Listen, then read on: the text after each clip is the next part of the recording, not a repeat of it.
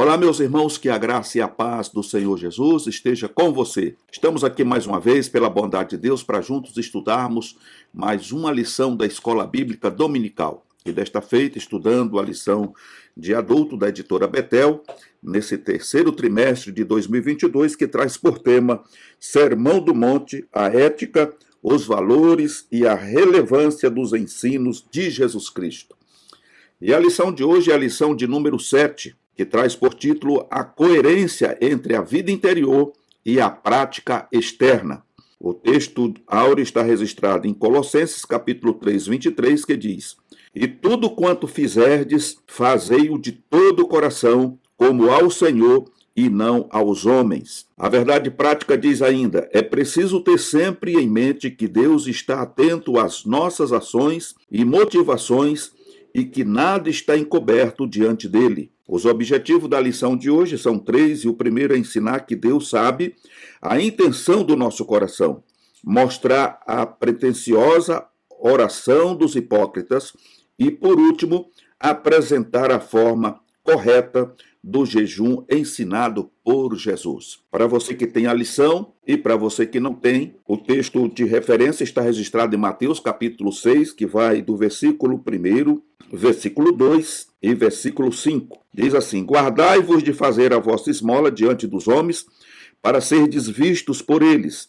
Aliás, não tereis galardão junto de vosso Pai, que está nos céus. Quando, pois, deres esmola, não faça tocar trombeta diante de ti, como fazem os hipócritas nas sinagogas e nas ruas, para serem glorificados pelos homens. Em verdade vos digo que já receberam o seu galardão. E quando orares, não seja como os hipócritas, pois se comprazem orar em pé nas sinagogas e nas esquinas das ruas, para serem vistos pelos homens. Em verdade vos digo que já receberam o seu galardão. Então, o Senhor, através desta aula, vem mostrar para nós a coerência que precisamos ter entre a vida interior e a prática externa. Ok, meus amados irmãos? O motivo de oração hoje é para que possamos aprender a ofertar e jejuar corretamente. A introdução vem dizendo: Jesus menciona 3 ações comuns a todo cristão: dar aos necessitados, jejuar e orar. Em todos os 3 casos, ele nos leva a meditar sobre a intenção do coração, se fazemos para sermos vistos e elogiados pelos homens ou por fé e amor a Deus.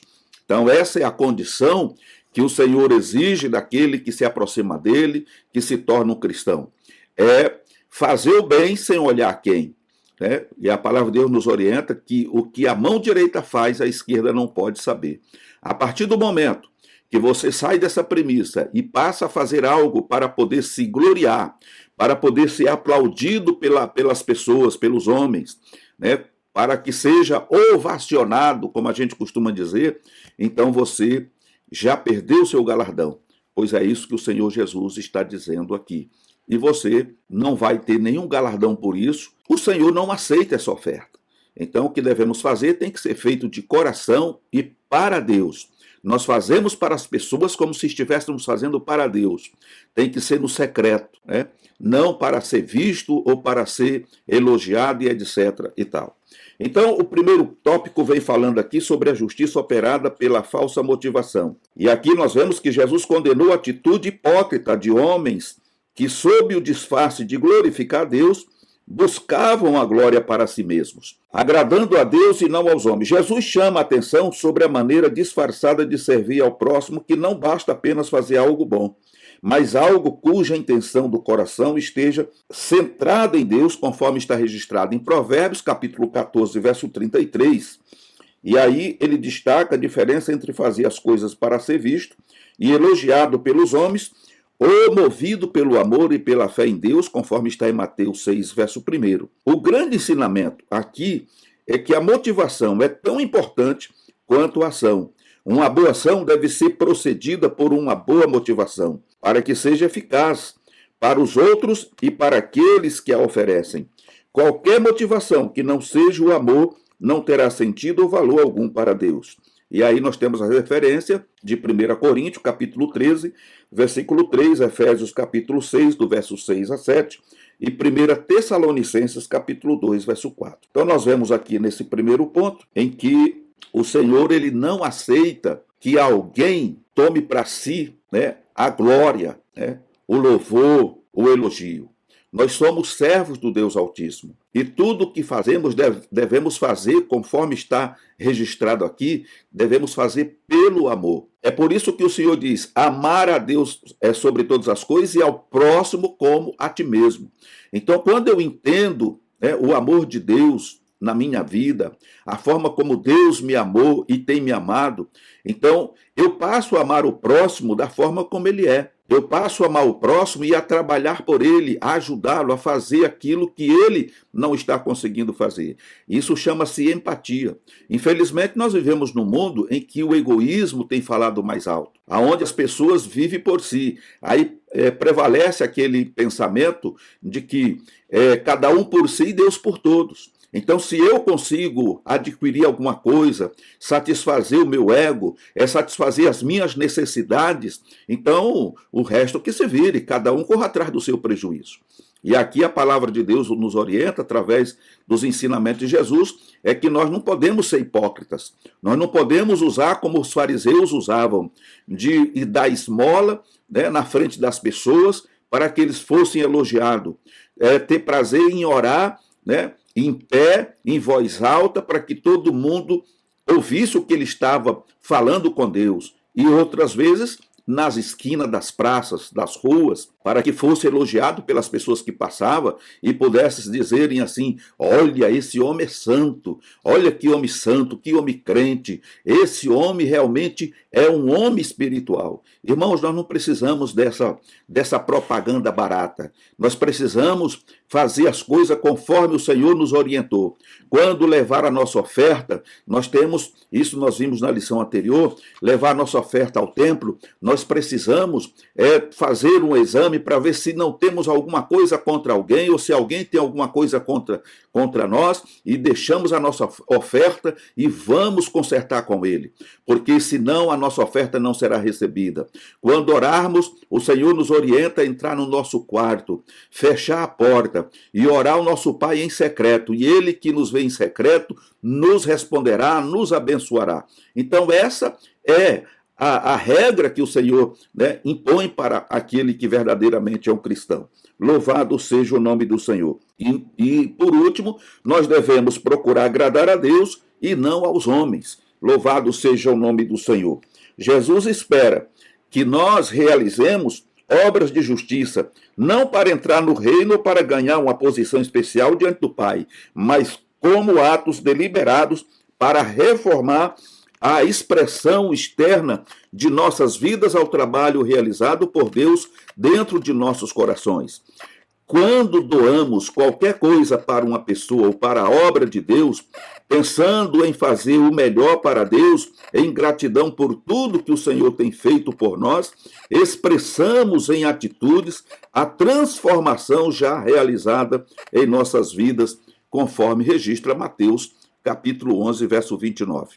Em segundo lugar, nós temos que ter cuidado, né, com a verdadeira e a falsa piedade, porque existe a verdadeira piedade e existe a falsa piedade. Então, diante desses dois pontos, nós precisamos ver qual nós estamos praticando. Estamos praticando a verdadeira piedade ou estamos praticando a falsa piedade? Então, nós precisamos nos atentar para isso, para que a gente não seja enganado, né? Nós nos enganemos a nós mesmos quando estamos fazendo algo errado, achando que estamos agradando a Deus, e não estamos por estar fazendo algo conforme os fariseus, os saduceus e aquele povo daquela época de Jesus fazia. Então veja que Jesus traça um paralelo entre a verdadeira e a falsa piedade, que é apenas hipocrisia. Os hipócritas eram verdadeiros atores. Eles se apresentavam para serem vistos e aclamados pelo povo. Na declaração feita por Jesus, vemos manifesta a verdadeira atitude de seus corações. Eles não ofertavam ao povo porque eram apenas generosos. Eles o faziam para receber honra da parte daqueles a quem ofertavam. Suas boas obras tinha uma única finalidade: o reconhecimento público. Jesus disse que esse tipo de atitude produz apenas o reconhecimento humano e que, ao soarem as trombetas para que fossem notados pelos homens, já haviam recebido aqui mesmo seus galardões, conforme Mateus capítulo 6, verso de 1 a 2. Nós vivemos numa época em que as pessoas, principalmente os políticos, né?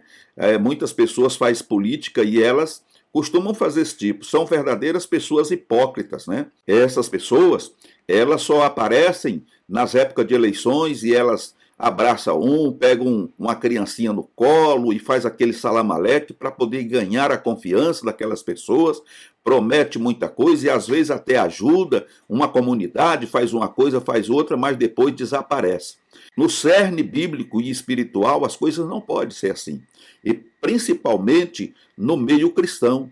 Então o cristão ele tem que ser consciente de que ele agora serve a Jesus e assim como Jesus se entregou por nós, deu a sua vida, derramou seu sangue e fez o melhor por nós, nós também devemos fazer por aqueles que ainda estão presos nas correntes, nas cadeias do pecado. Nós temos que amá-los da forma como eles estão, trazer eles para a luz, para que eles possam também acordar, ressuscitar de entre os mortos, porque são verdadeiros mortos ambulantes, estão mortos espiritualmente. E a nossa função, além de ganhar estas vidas para Jesus, também ajudá-los da melhor forma possível, dando pão a quem tem fome, água para quem tem sede. E o melhor pão e a melhor água que nós podemos distribuir, além do pão físico e da água física, é o pão que desceu do céu, é o pão espiritual, é a água que sacia a sede. Louvado seja o nome do Senhor. E não esquecer de que nós somos servos do Senhor e como servo, a glória, a honra e o louvor pertencem a Ele. Nós não podemos achar que nós somos a última bolachinha do pacote e começar a fazer coisas para aparecer, para ganhar elogio das pessoas, para poder ficar bem com as pessoas ou para conquistar alguma coisa das pessoas que estão à nossa volta. Não, nós vamos fazer não porque nós somos bonzinhos, nós vamos fazer porque o amor do Senhor inundou a nossa alma e o nosso coração e transformou o nosso viver. E agora nós temos amor pelo próximo. Nós aplicamos aqui os mandamentos do Senhor. Amém? Louvado seja o nome do Senhor para sempre. Aqui nós temos a palavra grega usada por Mateus, que é hipocritai. Essa palavra, ela aparece nos versículos 2, versículos 5 e 16. Essa palavra era um termo usado nos teatros grego e denotava o ator por trás de uma máscara. Em Mateus, no capítulo 23, no versículo 13 a 30, Jesus usa a mesma palavra e ideia em várias descrições da piedade dos fariseus. Ele define o ensino farisaico e a piedade como hipocrisia. Eles agiam de modo mascarado para ganhar o favor do povo e não como um ato gratuito ou genuíno de adoração a Deus em rendição incondicional. Então nós vemos aqui que tem pessoas que eles são verdadeiros atores. Eles têm uma facilidade de atuar que é imprescindível, que é algo assim que nos deixa muitas vezes de boca aberta e a gente acredita, Muitas vezes a gente acaba acreditando. Mais tarde a gente vai perceber que tudo aquilo não passou de uma armação, de um teatro, de uma falsidade. Aquela pessoa, ela usou daquele departamento para poder não só ajudar alguém, entre aspas, mas para conquistar algo que ela estava procurando conquistar. E muitas pessoas acabam se decepcionando com essas pessoas. Mas que o Senhor tenha misericórdia de nós. Que nós possamos ser verdadeiros cristãos. Que nós possamos fazer a vontade de Deus. Que as palavras do Senhor Jesus possam ecoar em nosso coração. E toda vez que fizermos algo para alguém, que o façamos em nome do Senhor Jesus, para a glória do seu santo nome. No terceiro ponto, nós vemos aqui ofertando em secreto. E aqui está o conselho de Jesus quando apresentou como pode haver uma motivação falsa diante de uma atitude aparentemente sã. Revelou também que existe por parte de Deus uma recompensa para aqueles que doam, pensando em fazer o melhor para Deus e para seus semelhantes, conforme registra ainda Mateus capítulo 6, do versículo 2 a 3. Jesus disse que o secreto revela o secreto. Disse que o Pai vê aquilo que secretamente fazemos e a forma como fazemos. Declarou que ao fazermos apenas para Ele e não para sermos vistos pelas pessoas, Ele nos recompensará publicamente. Ou seja, o efeito que os hipócritas buscavam alcançar agindo de modo errôneo, Deus nos oferece gratuitamente quando agimos de boa vontade para com o próximo, conforme Mateus 6 e 3. Então veja que a recompensa de Deus, ela não fica, travada. Quando você age como os hipócritas agiam, eles perdem a bênção, porque eles estão recebendo o elogio humano. Quando você faz secretamente, sem que a tua mão direita está fazendo, a esquerda não venha ver, e você não sai tocando trombeta, porque tem esse outro ponto.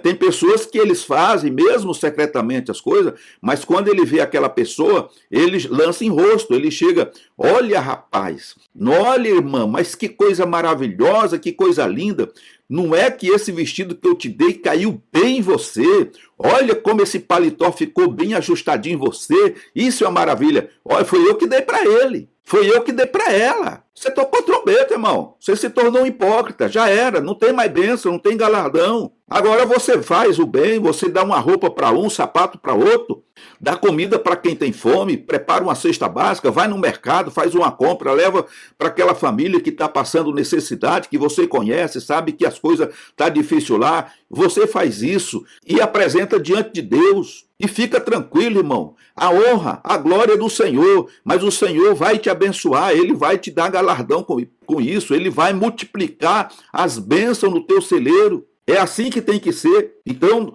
nós não podemos sair tocando trombeta e nem constrangendo as pessoas que você ajudou, de modo nenhum. Nós não podemos fazer isso. Então, se você deu um vestido bom, não dá vestido estragado, roupa velha rasgada, remendada, sapato furado, mas dê o melhor que você possa para aquela pessoa que está precisando. E quando você encontrar, abraça ela. Mas ignora aquilo que ela está usando. Ela está usando a roupa que eu dei para ela. Amém, aleluia, glória a Deus. Ignore, não fica constrangendo aquela pessoa, mostrando para as pessoas que você fez aquilo. Porque isso é pecado, Deus não aceita isso. Então vamos tomar cuidado com isso, meus queridos. Porque Jesus nos ensina assim que o Pai está observando e valoriza mais a qualidade de nosso serviço e não tanta quantidade. Então o Senhor está preocupado com a qualidade daquilo que eu faço, não com a quantidade. Louvado seja o nome do Senhor. Para Deus, a intenção é fundamental. Devemos ter em mente que estamos tratando com um Deus que prescruta o coração e sabe todas as coisas, conforme está registrado no Salmo 139, do versículo 1 a 16. O que realmente é importante para Deus é a natureza dos motivos. Não existe galardão algum quando realizamos a obra divina por motivos egoístas ou para causar boa impressão diante das pessoas, pois a verdadeira justiça deve fluir de nosso interior, conforme está registrado em Mateus capítulo 6, verso 11. Então, quando nós fazemos da forma como o Senhor nos orienta, automaticamente nós somos abençoados, somos galardoados, Deus se compraz com o nosso trabalho, Deus se alegra com a maneira como estamos agindo na sua casa, na sua presença, e automaticamente, meus amados irmãos, o nome do Senhor é glorificado. E nós sabemos que toda glória, toda honra, todo louvor deve ser tributado a Deus, porque Ele é Deus. Louvado seja o nome do Senhor Jesus. No segundo tópico, nós vamos estar vendo aqui sobre a pretensiosa oração dos hipócritas. É um outro ponto importante que nós precisamos atentar para não incorrer nesse erro. A segunda ação mencionada por Jesus é a oração cujo foco está na intimidade e na comunhão com Deus. Ele assinala que a oração pode deixar de ser um verdadeiro ato de devoção e se tornar uma forma de hipocrisia quando o ato externo esconde motivos corruptos. Mateus capítulo 6, verso 5. Então, uma pessoa que ora dessa forma, Deus não ouve essa oração. É uma oração que bate no teto e volta. Ela não chega diante do trono da graça de Deus. E aí nós vemos aqui sobre a questão, sobre a maneira incorreta de orar. Jesus ensina que toda oração autêntica deve ser dirigida a Deus. Quando chegava a hora estabelecida para a oração, os judeus piedosos deixavam o que estavam fazendo e oravam. Isso poderia ser feito discretamente ou com uma exibição pretensiosa. Algumas pessoas buscavam estar em um lugar onde suas presenças fossem notadas, como a sinagoga ou a esquina de uma praça. Neste caso, a motivação interior dessas orações públicas era o reconhecimento e o elogio de sua devoção, o qual carece de valor diante de Deus. Mateus capítulo 23, versículos 5 a 7. Esta classe de oração hipócrita também recebe a mesma recompensa que as esmolas. O louvor do povo, em contraste, Jesus orienta seus discípulos a orarem em secretos, capítulo 6, versos 5, capítulo 6, versos 5 a 6 de Mateus. Em contraste com a ostentação pública por parte dos hipócritas, Jesus recomenda que procuremos um lugar privado, secreto, onde somente Deus nos observe. O fato de eles orarem neste ou naquele lugar, ou em pé, não era tão importante. Sua instrução era para que seu discípulo não orasse como os hipócritas, cujo objetivo era chamar a atenção e o aplauso da multidão. Eles não apenas oravam na rua, mas andavam para chegar à esquina das ruas mais importante, bem na hora definida para orar. Como grandes atores, eles fizeram das ruas e sinagogas seus teatros, conforme registra Mateus capítulo 23, verso 7. Imagine o irmão Elias lá na Praça da Sé, numa esquina daquela praça ali, na entrada do metrô, né? Orando em voz alta, com um megafone na mão. Muita gente ia elogiar, muita gente ia ficar constrangida, muita gente ia repugnar. E era assim que os fariseus faziam. Eles não tinham megafone, mas eles oravam em voz alta, para que as pessoas ouvissem o que eles estavam falando. E isso é abominável diante do Senhor. E as pessoas que elogiam, que acham bonito, né, que ovacionam aquela pessoa, segundo Jesus, eles estão ali já recebendo o seu galardão. No entanto, é bom que a gente tenha isso em mente, que a resposta do que eles estavam pedindo não era aceita por Deus e não vinha resposta nenhuma, né? Deus não respondia essas orações, porque eram orações teatrais. Eles se tornavam atores para fazer aquele salamaleque, para ganhar a atenção do povo, para poder se exibir. Mas o que Jesus nos orienta? Que quando eu preciso falar com o Senhor, eu devo entrar no meu quarto, no meu aposento, fechar a porta e ali dobrar os meus joelhos, ou sentado, ou de pé, não importa, mas eu estou em secreto. E ali eu converso com meu Deus em secreto. E o Senhor que me vê e me ouve em secreto, me responderá. Isso também não exclui o fato do irmão, da irmã, orar em espírito, viu? Orar em espírito. Às vezes você está na condução, você está no metrô, você está no ônibus, viajando, ou no coletivo dentro aí da sua cidade, e você precisa orar, porque nós temos que orar sem cessar. É uma recomendação, né, da palavra de Deus, orar sem cessar. Então você pode ali orar, não precisa fechar os olhos, né, como algumas pessoas costumam fazer, mas você ali se concentra em Deus e começa a orar, a falar com o Senhor em espírito. E o nome do Senhor é glorificado, e o Senhor também ouve a tua oração, porque você está orando em secreto a Deus. As pessoas que estão ali do teu lado não percebem o que você está fazendo, mas você está, né, em comunhão com o Senhor. Você está em oração com o Senhor, conversando com o Espírito Santo ali. Louvado seja o nome do Senhor. Às vezes você está doente no hospital, internado, e às vezes as pessoas pensam que para orar tem que entrar no quarto e ajoelhar, conforme a orientação. Não, ali deitado na cama, como você está, você pode elevar o teu pensamento ao trono da graça de Deus e orar em espírito. O médico está ali à tua volta, a enfermeira está medicando você e você está orando em espírito. Você está em comunhão com o Pai, se comunicando com o Pai. Então são formas de você ter sempre comunhão com o Senhor. Louvado seja o nome do Senhor para sempre. No segundo ponto, nós vemos aqui orando ao Pai em secreto. A oração deve ser caracterizada por sua simplicidade. Aqui somos informados de que a oração é um assunto que diz respeito apenas a nós e a Deus. Jesus falou para entrar no quarto, fechar a porta e orar ao Pai que está em secreto. Mateus capítulo 6, verso 6. Essa é a maneira correta de chegar-se a Deus em oração. Dessa forma, o cristão expõe sua fé, devoção, confiança e amor diante de Deus e é recompensado pelo Senhor. Da mesma forma que Jesus apresenta uma recompensa para aquele apresenta, aqui deu um erro, para aquele que apresenta como para o que ora. As vitórias que se materializam no mundo físico sempre passam por um período secreto na presença de Deus.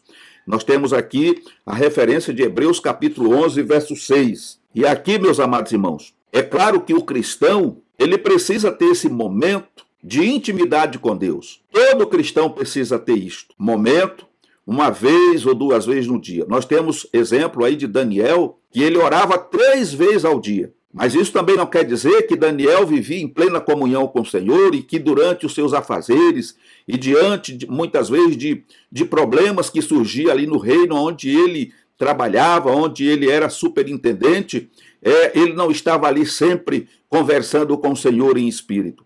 Mas ele parava tudo o que ele fazia. E 3 vezes ao dia ele subia ao quarto alto e com o rosto voltado para Jerusalém, ele orava a Deus. Louvado seja o nome do Senhor. Então, nesse ponto aqui, nós vemos que o Senhor reforça que nós precisamos ter esse momento de comunhão com Deus a sós, longe da plateia, longe do público, longe, muitas vezes, do convívio com a família. Você está em casa, você entra no quarto, tranca a porta e vai conversar com o Senhor. E ali você permanece pelo tempo que você acha necessário. Outra coisa importante que Jesus nos mostra aqui é que a nossa oração, ela não precisa ser uma oração rebuscada. Ou seja, nós não precisamos fazer como alguns acham, que temos que recitar uma poesia, né? Ter aquela eloquência para falar, aquela coisa. Por quê? Porque antes de nós dobrarmos os nossos joelhos, irmãos, para conversar com Deus, o Senhor já sabe o que nós precisamos e o que nós vamos falar. Porque o seu Santo Espírito, ele tem a capacidade de discernir todo o pensamento. Louvado seja o nome do Senhor. Então a oração precisa ser simples, não pode também ser uma oração repetitiva, né? E Jesus recrimina isso, porque entre aquelas pessoas da sua época, eles achavam que por muito repetir o que eles estavam precisando, eles seriam ouvidos. E não é por muito pedir ou repetir o que está orando e que você vai ser atendido. Então a oração tem que ser uma oração simples, natural, não precisa de um ensaio, não precisa você buscar palavras-chave no dicionário, enfim, você se apresenta diante do Senhor, você se humilha, se quebranta diante do Senhor e coloca a tua necessidade diária diante do Senhor, né? Até para cumprir o que Jesus disse, basta cada dia o seu mal. Então eu não tenho que me preocupar com o futuro, com o dia de amanhã, porque isso está nas mãos do Senhor. Então eu tenho que orar agradecendo pelo que passou, pelo que está passando e colocar diante dele a minha necessidade diária. E o Senhor vai cuidando de cada uma delas conforme a sua vontade. Então nós vemos aqui que Jesus estabelece a grande regra para a oração, né? E insiste em que toda autêntica oração deve ser oferecida a Deus. A falha da oração deve ser, melhor dizendo, Deus insiste em que toda e autêntica oração deve ser oferecida a Deus. A falha das orações dos judeus, que Jesus criticava, é que tinha o propósito de serem vistas pelos homens, né? Que não pode ser o nosso caso. A oração secreta foi o diferencial na vida de muitos avivalistas do passado, né? Homens como William Seymour, Hudson Taylor, John Wesley, Charles Finney, Moody, Jonathan Edwards, Gunnar Wingre e Daniel Berg tinham a mesma coisa em comum, a oração. Seus momentos em secreto revelaram um Deus poderoso, salvador e envolvente. Então nós temos aí, irmãos, exemplos a seguir, principalmente de Daniel Berg e Gunnar Wingre, os fundadores do pentecostalismo no Brasil. Homens que dedicaram as suas vidas, deixaram seus países e deram as suas vidas incondicionalmente, fazer frutificar esta grande árvore que se tornou o movimento pentecostal no Brasil. Louvado seja o nome do Senhor. E muitos outros a gente poderia citar aqui. Homens que passavam noites inteiras em oração, em comunhão com Deus, orando pela evangelização, orando pelas almas perdidas, orando por aqueles que já tinham se convertido. E hoje, se nós temos aí milhões, né, de pentecostais no Brasil, de evangélicos, nós devemos ao trabalho incansável desses irmãos que foram, né, os nossos patriarcas, aqueles que alavancaram, que desbravaram esse país, trazendo para nós as boas novas de salvação. Bendito seja o nome do Senhor Jesus. No terceiro ponto, nós precisamos entender aqui, Jesus falando que nós devemos orar, né, sem vãs repetições. Ponto até que nós já frisamos aqui. Quando ele, nos versículos 7 e 8, aponta uma prática ineficaz e inaceitável para Deus na oração. A repetição vã. A razão é que oramos a um Deus que já sabe tudo e está predisposto para nos ouvir e ajudar. Jesus não proíbe a repetição de uma oração. Ele orou 3 vezes no jardim do Getsêmani, essencialmente, a mesma oração e elogiou a persistência em oração, conforme está registrado em Lucas, capítulo 18, verso de 1 a 8. Jesus se refere às palavras vãs, sem sentido. O Pai conhece todas as nossas necessidades. Esse já é um forte incentivo para orar com mais frequência e com mais confiança. Deus estabeleceu a oração para oportunizar ao ser humano estreitar relacionamento com o Senhor, ensinar-nos sobre a dependência e a relevância da fé e a confiança nele, conforme registra Tiago, capítulo 4, verso 8. Então, nós precisamos entender que nós não podemos repetir palavras vãs, não podemos ficar insistindo muitas vezes, né, principalmente quando nós vemos aí algumas ladainhas. Porque, irmãos, a oração ela não é uma ladainha. A oração não é algo ensinado, ensaiado. Se bem que Jesus ele deu um modelo da oração ali, que é a oração do Pai Nosso. Mas a oração, ela é uma conversa, né? Uma conversa entre amigos, uma conversa entre pai e filho, ou entre filho e pai. Então você expõe, né, o teu desejo, a tua necessidade, e você aguarda que aquela pessoa que está te ouvindo responda positivamente ou negativamente. E quando muitas vezes nós insistimos com aquilo que nós estamos pedindo, às vezes você vai estar aborrecendo o amigo. O amigo vai dizer assim, mas eu já falei para você que isso não vai dar. Eu não vou fazer isso. Não, mas eu quero que você faça. Você tem que fazer, porque eu quero que você faça, e assim sucessivamente, e você vai acabar trazendo o aborrecimento. Então, no caso da oração, né, que nós apresentamos a Deus, em primeiro lugar, o Senhor já conhece o que nós precisamos e aquilo que vamos pedir. Então, nós já temos ali, como diz, já temos meio caminho andado. Então, quando nós nos colocamos diante do Senhor, e um outro ponto que precisamos pontuar aqui é que o Senhor, ele não está preocupado com a tua aparência exterior, com o jeito, né, que você se encontra. O Senhor, ele vai olhar para o que está no teu coração. É a forma como você se apresenta diante do Senhor, em humildade, simplicidade, quebrantamento de coração, né? Pois está escrito que Deus não ouve a pecador. Mas se esse pecador tem temor a Deus, tem respeito a Deus e tem um coração sincero, a esse Deus ouve. Então, quando nós nos aproximamos do Senhor, então nós temos que ter essa atitude de humildade, né? De falar, mas dar oportunidade para o Senhor responder. E muitas vezes, irmãos, a nossa oração se torna vã porque nós queremos para ontem o que nós precisamos agora. E Deus não trabalha da forma que nós trabalhamos. Deus não age da forma que muitas vezes nós agimos. Primeiro, nós estamos vivendo no tempo do crono, né? E o Senhor Jesus é no Kairós. É tempo diferente. Muitas vezes o Senhor atende imediatamente a tua necessidade, e às vezes leva um tempo. Agora, o segredo da vitória é a perseverança. Você precisa perseverar em oração naquilo que você busca. Por exemplo, buscar a cura de uma enfermidade. buscar uma oportunidade de trabalho quando as portas estão fechadas.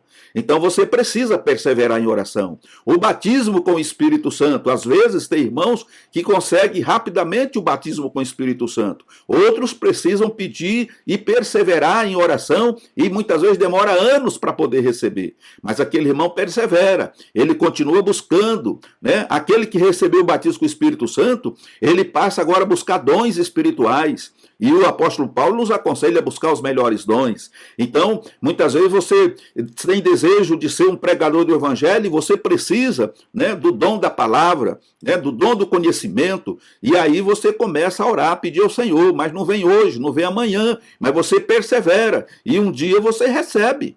Porque está escrito que aquele que pede recebe, aquele que busca encontra e aquele que bate, a porta se abre. Então é questão de perseverança e de plena comunhão com o Senhor. Louvado seja o nome do Senhor para sempre. O terceiro ponto vem falando aqui, ou terceiro tópico, sobre a prática do jejum. O jejum sempre foi uma prática importantíssima para a vida espiritual do povo de Deus. Por isso, Jesus critica os líderes religiosos e ressalta a sua verdadeira motivação, conforme está registrado em Mateus capítulo 6, versos 16 a 18. O jejum que agrada a Deus, qual será? Tal qual as esmolas e a oração.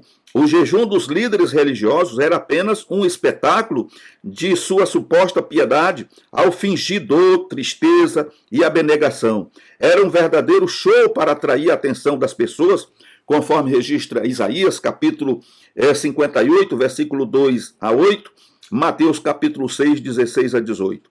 Em contraste, os discípulos do reino devem fazê-lo de acordo com os princípios bíblicos, não para serem vistos pelas pessoas. Portanto, deve evitar todas ostentações, todo desejo de aparentar algo que não representa a verdade. Deve praticar sua piedade com alegria, com a intenção de agradar ao Pai e trazer glória ao seu nome. Somente assim receberá a recompensa que Deus reserva para os fiéis. Em último caso, todo crente tem a sincera opção entre duas alternativas: ser um hipócrita e receber o aplauso do mundo, ou ser autêntico e receber a recompensa de Deus.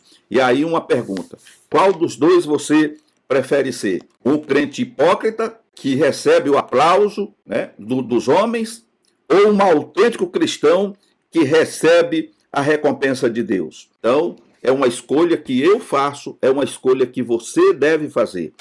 No entanto, nós vemos aqui, nesse relato de Jesus, que essas pessoas, esses hipócritas, fariseus, quando resolviam jejuar, eles não lavavam o rosto, eles não tomavam banho, eles não penteavam o cabelo. Então, eles se postavam nas esquinas, né, todo desengonçado, né, numa situação precária, para que as pessoas, quando olhassem para eles, dissessem: olha, o santo homem de Deus está orando e ele está em plena comunhão com Deus através do jejum. E aí nós vemos, irmãos, que Jesus nos orienta. Nós podemos jejuar e devemos jejuar porque, olha, a leitura sistemática da Bíblia, a oração e o jejum são as ferramentas primordiais para uma vida cristã de sucesso. Sem essas ferramentas, irmão, a vida do cristão, ela vai de fracasso em fracasso.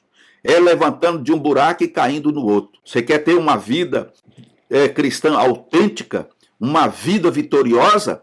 Então comece a praticar a leitura da palavra de Deus, a oração e o jejum. Essas três coisas, elas vão te levar a um patamar que você jamais imaginou. Louvado seja o nome do Senhor Jesus. Então essas pessoas, elas ousavam fazer isso. E Jesus nos orienta que quando nós jejuarmos, nós devemos tomar um banho, lavar o rosto, e não devemos ficar aparentando para as pessoas ou mostrando para pessoas que estamos jejuando. Tem muitos irmãos, muitas irmãs, que elas saem cedo para o trabalho, mas elas assumiram um propósito com Deus. Então, elas levantam, tomam o seu banho, lavam o seu rosto, escovam os dentes, né, arruma o cabelo, troca de roupa e vai para o trabalho. E fica o dia inteiro trabalhando, né, e conversa com as pessoas, mas ali ela está em plena comunhão com o Senhor e em jejum, porque ela está buscando, muitas vezes, né, está se consagrando, buscando uma bênção, E nós sabemos que muitas coisas não acontecem sem um jejum e sem oração, principalmente quando a luta ela acontece no âmbito, né, espiritual. E Jesus falou porque os discípulos não tiveram condição de expelir aqueles demônios. Por quê? Porque o Senhor diz, essa casta ela não sai com outra coisa a não ser com jejum e oração. E muitas vezes você está enfrentando uma guerra no âmbito espiritual. E essa guerra você não vai vencer fortalecido com arroz e feijão e carne, não. Essa guerra só é vencida através da oração e do jejum. Então muitas pessoas, eles fazem assim, vão trabalhar, não para com seus afazeres, mas não sai por aí demonstrando que estão em jejum. Louvado seja o nome do Senhor. Porque quando você aparenta, você cai na hipocrisia. Então diz aqui ainda que a hipocrisia não somente nos priva de nosso caráter, nos priva também de nossas recompensas espirituais, e ao buscar o louvor superficial dos homens, deixamos de lado a eterna aprovação de Deus. Oramos, mas não obtemos resposta. Jejuamos, mas nosso interior não é aperfeiçoado. Assim, a vida espiritual se torna vazia e inerte. A hipocrisia nos conduz a perder nossa tanto... Aqui tem um erro de grafia aqui. A hipocrisia nos conduz a perder nossa influência espiritual. Quanto às bênçãos de aqui, e quando Cristo voltar, assim eram os fariseus, uma influência negativa que corrompia e destruíam tudo aquilo que tocavam. Louvado seja o nome do Senhor. Essa lição aqui, ela tem apresentado aqui muitos erros ortográficos aqui, mas estamos trabalhando aqui para poder sanar essa situação. No segundo tópico vem falando sobre a privacidade no ato de jejuar. Da mesma forma que ajudar os necessitados e orar, o jejum também deve ocorrer na privacidade do coração dos discípulos, conforme está registrado em Mateus capítulo 6, versículo 17 a 18, Lucas capítulo 2, versículo 37. Visto que o jejum requer autocontrole rigoroso, é uma tentação importante comunicar sutilmente nossos esforços ou vitórias aos outros. Embora isso possa ser feito de maneira inocente, Jesus nos avisa que revelar nosso jejum pode se tornar uma forma perigosa de orgulho e auto-engano espiritual. O jejum pode ser individual ou coletivo, conforme registra Jonas capítulo 3:5. O individual trata com o particular de cada um. O coletivo visa sempre encorajar a igreja a concentrar-se na obra de Deus, pedir direcionamento, expressar a tristeza pelo pecado, a buscar o perdão na comunidade. E em todos os casos, Jesus alertou para a privacidade do coração. Então, a igreja, muitas vezes, eu já passei por essas oportunidades em que a gente convoca um jejum coletivo. A igreja, num domingo, a gente se reúne para a oração, para a escola dominical e permanece ali até meio-dia, 1h da tarde em jejum, aí ora e agradece a Deus por aquele jejum e cada um vai para suas casas. E a finalidade desse jejum é o que nós já vimos aqui no comentário, aonde muitas das vezes nós estamos jejuando para que Deus abra as portas da salvação. Nós sabemos que existem muitos lugares aonde a penetração do evangelho é muito difícil, então através do jejum, essas barreiras, essas muralhas são derrubadas, toda a hoste infernal cai por terra e assim a gente consegue ganhar terreno e alcançar os corações daqueles que precisam de Deus. Então, existem N motivos para jejuar, e um deles é a expansão do reino, orar muitas vezes, jejuar pelo pecado que está inserido na igreja, para que Deus nos dê estratégia para saber tratar com a situação, sem matar aquela pessoa que cometeu o pecado. Porque nós temos que tratar com o pecado. Deus ama o pecador, mas abomina o pecado. Então nós temos que ter estratégia para poder lidar com essas situações, com uma atitude de recuperar aquela pessoa que pecou, para que ele possa voltar ao convívio da comunhão da igreja. Por outro lado, nós temos os nossos problemas pessoais, que muitas vezes nós somos obrigados ou precisamos jejuar também, conforme está registrado aqui. Então, isso é algo que acontece em secreto. É entre eu e Deus. Não preciso falar nada para ninguém. Às vezes você chega num determinado lugar e você encontra uma mesa farta, um bom café da manhã, um bom almoço, e as pessoas insistem com você para que você se alimente, que você coma, e você educadamente vai rejeitar aquilo, mas sem declarar o porquê que você não quer almoçar, né? Então, você tem que criar um meio de avisar que a pessoa, não, muito obrigado, Deus abençoe, mas eu não vou tomar café agora. Por quê? Não, eu não estou sentindo desejo de tomar café agora, mais tarde eu tomo, mais tarde eu venho almoçar, mais tarde eu almoço, mais tarde eu como esse lanche. Pronto, a pessoa não vai obrigar você a comer na marra. Talvez ele não entenda o porquê que você não está querendo naquele momento, mas você e Deus sabe. E aí você sai dali, pede permissão e sai, e vai tocar a sua vida e cumprir o período de jejum que você programou. Porque nós temos o jejum de meio período, o jejum de um dia inteiro, jejum de 24 horas, jejum de 48 horas. Então, de acordo com aquilo que você achar que é conveniente para você, então você vai trabalhar dentro disso para não quebrar, né, esse compromisso com o Senhor antes que ele se finde. Louvado seja o nome do Senhor Jesus. Então, o jejum é um sinal de compromisso com Deus, quebrantamento e plena consciência de que somos dependentes. Essa prática deve surgir como fruto natural da presença do reino na totalidade da vida de cada discípulo. Quem encontrou o reino compreenderá que o reino se mostra de maneira concreta em uma vida piedosa e comprometida. A ação dos discípulos deve ser privada, mas a ação de Deus será revelada em plena luz para mostrar que o reino tem operado em segredo por meio do ministério dos discípulos. Em Cristo, a verdadeira piedade opera em segredo, sendo manifestada por Deus numa ação salvífica, visível e pública. Louvado seja o nome do Senhor. E em terceiro e último ponto, a maneira correta de jejuar, que o Senhor vai nos mostrar, né? E quando ele diz que não podemos considerar que a aparência de miserabilidade é automaticamente sinônimo de espiritualidade. Os fariseus desfiguravam o rosto e apresentavam a expressão abatida, a fim de suscitar elogios. Isso contrariava todo o propósito do jejum, conforme está registrado em Mateus capítulo 6,16. Jejuar nunca foi o meio de chegar-se a Deus para barganhar ou se tornar merecedor. O jejum tem como finalidade desviar nossos olhos das coisas desse mundo e focá-los apenas nas coisas de Deus. É uma forma de relacionarmos espiritualmente e de forma secreta com o Pai, conforme registra Mateus capítulo 6, versos 17 e 18.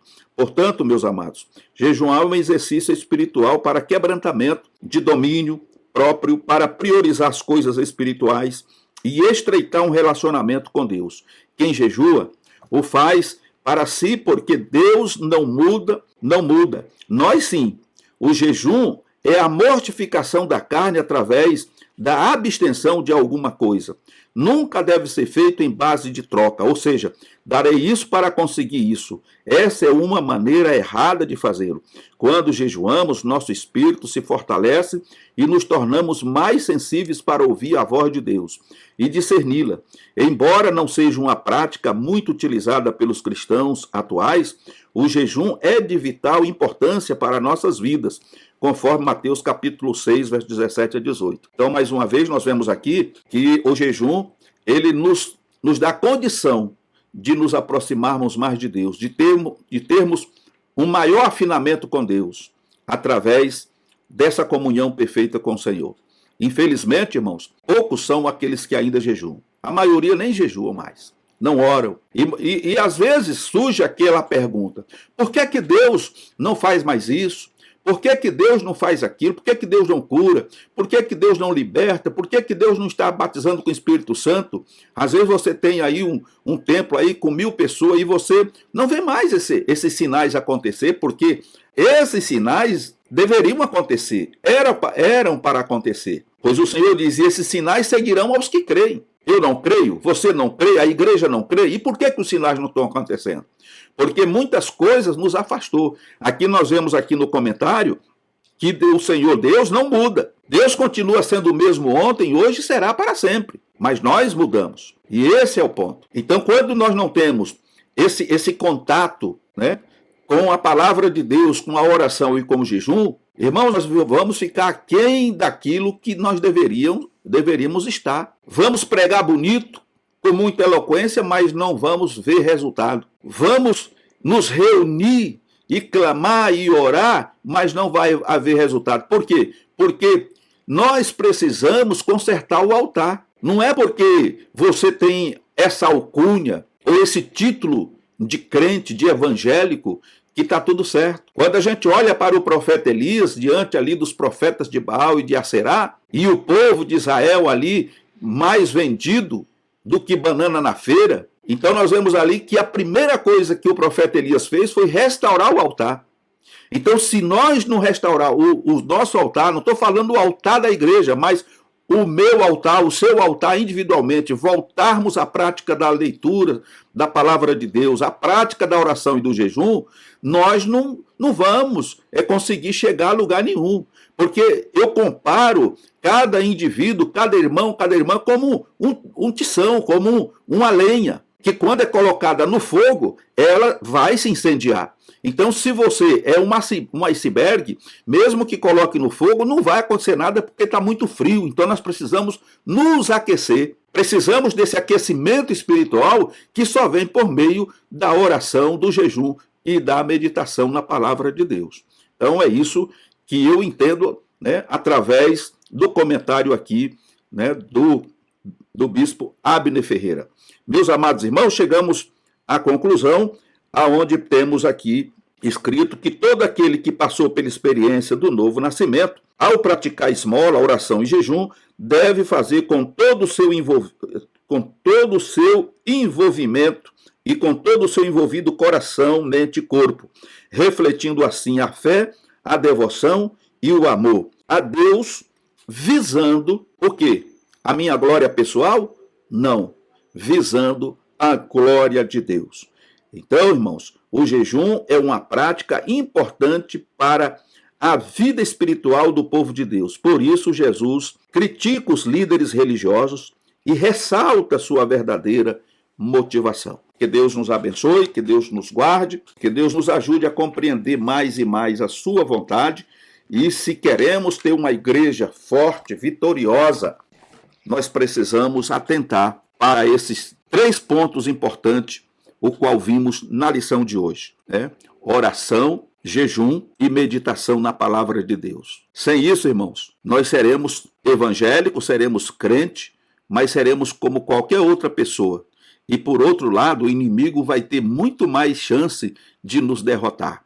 Um crente que ora, jejua e conhece a palavra de Deus através da meditação diária, o diabo não pode com ele, nem sequer se aproxima dele. É como está escrito: aqueles que são de Deus, o diabo não toca.